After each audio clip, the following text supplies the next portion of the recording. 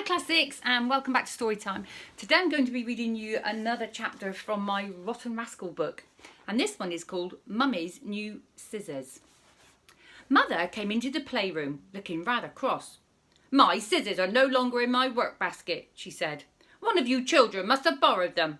And they are my new scissors too. Who has taken them?" "I haven't," said Jean at once. "I always ask you first." "What about you, Katie?" said her mother. "Oh, yes. Oh, dear, I did borrow them," said Katie. "I couldn't ask you because you were out. I took them yesterday." "Why didn't you put them back?" said Mummy. "The least anyone can do when they borrow anything is to put it back. Where are they?" "I don't know," said Katie, trying to remember. "Let me see. I took them out into the garden to cut flowers." "Well, you must have brought them back," said Mother. "Where are they, Katie?" "I'll go and look around the garden," said Katie. "I must have left them somewhere." She ran out, ashamed, because she hadn't been careful with Mummy's bright new scissors. Thank goodness it hadn't rained in the night, or they would be turning rusty. She hunted everywhere for them, but she couldn't find them. She went back to tell her mother. Mother frowned. "You are always doing things like this, Katie. I can't have you growing up careless and forgetful. You will have to be told off. Those were my best new scissors. Now I forbid you to play with your best new doll until you find my scissors." Katie didn't say anything, but she felt sad. She knew it was quite fair, but her best new doll was so lovely, and Katie took her out every single day for a walk. "Now I shan't be able to," she thought. "Poor Rosebud, she will wonder why, and I mustn't even play with her either." Jean ran up to her. "Katie, you can't play with Rosebud, so may I?" "Can I play with her? You've only let me hold her once, and I do love her. She's so pretty." "No, you can't," said Katie at once. "She's my doll. I won't let you play with her if I can't." "All right," said Jean, turning away. "But I would be very, very careful, and I'm sure Rosebud will be unhappy with nobody at all to play with her and take her out. You're not very kind." Katie looked at Rosebud, lying peacefully in her cot. Rosebud looked back, and Katie thought she seemed puzzled. She was wondering why Katie didn't pick her up and love her, as she usually did. "It isn't your fault I can't take you out and play with you," said Katie suddenly. "I am unkind. Jean's right. Jean, come back." Jean came back. "You can play with Rosebud and take her out into the garden for a walk," said Katie. "I will let you, Jean." "Oh, thank you," said Jean, pleased, as she ran to get Rosebud.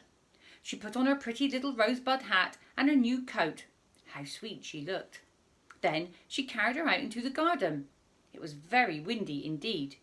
Jean had to smooth Rosebud's clothes down because they kept blowing up, and then her hat blew off. "Oh, bother," said Jean. "Katie wouldn't like that at all. Sit still on this seat, Rosebud dear, while I go and get your hat." She sat Rosebud down carefully. Then she looked around for the hat. Where was it? She hunted here and she hunted there. Where could that little Rosebud hat have gone? Then she suddenly saw it. It was perched on top of a big spray of daisies and looked very strange indeed. Jean ran to get it. The wind blew it off the daisies as she reached for it, and it dropped down to the roots. Jean knelt down and put her hand among the stems to get it. She lifted up the hat and caught sight of something shining underneath. "Why," she cried, "it's Mummy's scissors! Katie, quick, do come, see what I found." She picked up the shining scissors and went to find Katie. She didn't run because her mother had said so often that it was dangerous to run with scissors. You might run into someone and hurt them with the scissor points. She found Katie and handed her the scissors. "Your doll's hat blew off into the daisies," she said, "and it dropped down to the ground and fell just on top of Mummy's scissors. Here they are." "Oh," said Katie in delight. "Thank you, Jean. Mummy will be pleased. Now I can play with Rosebud again." "Oh dear, so you can," said Jean. "I didn't have very long with her after all."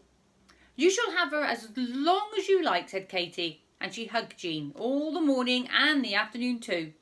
"If you want to, you can play with her whenever you want. How clever of Rosebud's hat to find the scissors for me. She gave Mother back her scissors and told her how Rosebud's hat had found them. Mother laughed. "It was really you who helped them to be found, Katy," she said. "You had the choice of being kind or unkind to Jean, but you chose to be kind and let her play with Rosebud, and so she was able to find the scissors. That's the way things work in this world, you know." Her mother was right, of course. It's the way things work. But it was funny that Rosebud's hat had to find the scissors, wasn't it? What an interesting story. So that's sort of saying to you that if you've got something that you like to play with and you don't let your brother or sister play with it, sometimes it can be best to let them play with it. So keep a look out for your toys and share with your brothers and sisters, because you never know what good fortune that might bring you. Okay, see you tomorrow. Bye.